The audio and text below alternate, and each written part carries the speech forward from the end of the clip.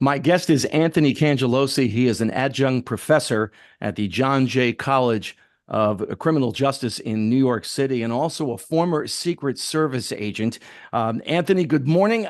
Obviously, the question that's on One. everybody's mind, where did that breakdown happen? How did that breakdown happen on Saturday in Pennsylvania with President Trump?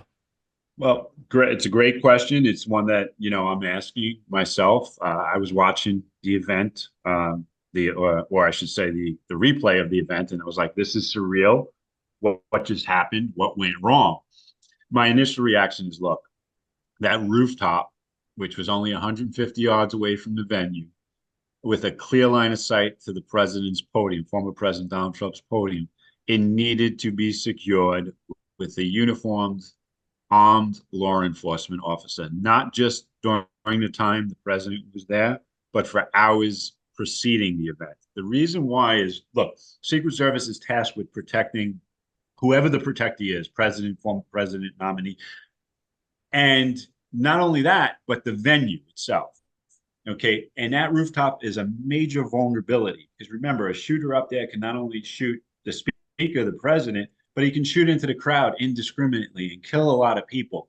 So the ultimate question is, why wasn't there a uniformed armed law enforcement officer up there that served as a deterrent for anyone even thinking about climbing up on that roof? And furthermore, if someone still tried to do it, to confront them and make sure something that like this didn't happen.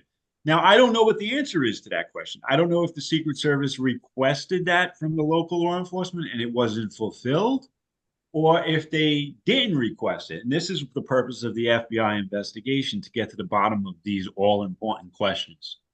Now, as a member of the Secret Service, you actually were on the detail of a candidate, Senator John Kerry, back in 2004. What was the chain of command back then when you were out doing an event? Do you Well, have? let me just correct. I wasn't necessarily on the yeah, so let me just correct slightly the language. I wasn't on the detail for John Kerry. I was part of a team that did advances for John Kerry. In other words, we the team of four, and we'd go to locations where there were campaign events. I remember there being in West Virginia and Ohio because they're swing states.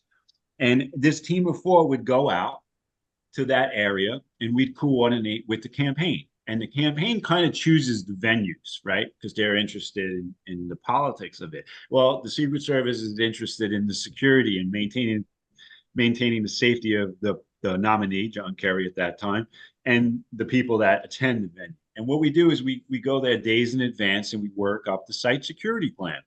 And we coordinate with local law enforcement. We make sure all our assets are in place to do this security plan. How many poststanders we need?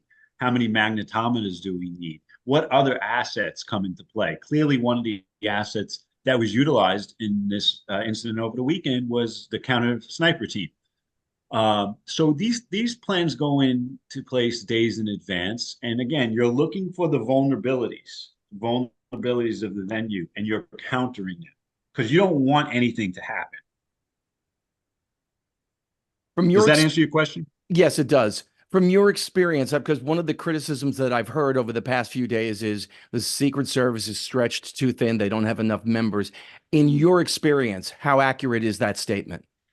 Look, um, I feel blessed to have spent my time with the Secret Service. Assets. One of the problems I think the Secret Service faces, and I really hope after all this time somebody deals with this, is attrition. The Secret Service is such a demanding job, hours wise and stuff like that. And one of the things a lot of lay people don't know, and I haven't really heard this touched upon, one of the reasons why a lot of the agents leave the Secret Service is they can go to another federal agency and make the same money, okay, and work a lot less. Why Congress hasn't dealt with that up until this point, to compensate Secret Service agents accordingly. I mean, there are agents during campaigns that are working 3 straight weeks, 21 straight days, 16 to 18-hour days, and not getting paid for all those hours. At some point, it's not unusual for guys and girls to say, hey, I can go elsewhere, get paid the same amount of money. So when attrition becomes a problem because you're training all these agents, you're giving them this skill set, and then 5, 6 years later, they leave. Which isn't the reason why I left the Secret Service. My reason was I had this compelling love for investigations, and I wanted to be more of an investigator than a protective agent. But that aspect of why they lose agents is something that needs to be addressed, and it needs to be addressed by Congress. They need to compensate these agents according to the job they do. Given what's going on politically in the country right now, Anthony, how much more difficult do you think the Secret Service's job is? Look. Anytime there's an increased level of threats, it's going to make the job more difficult. But I will tell you this: it doesn't really matter. Your ultimate job is securing the protectees, securing the venue.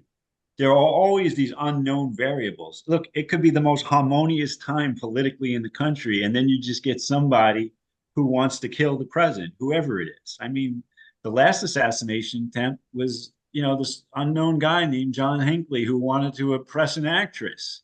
I don't know if I was a child when that happened, so I really can't comment on the political environment. But, the Secret Service are a very professional agency. They do their job to the utmost of their ability. And I think we saw that. The reaction on Saturday. Again, there were definitely mistakes made, and we're going to have to wait to figure out what they were. Former Secret Service agent and current adjunct professor at the John Jay College of Criminal Justice in New York City, Anthony Cangelosi, thank you very much for your time this morning here on WDHA. Thank you for having me, Jim. Have a good day.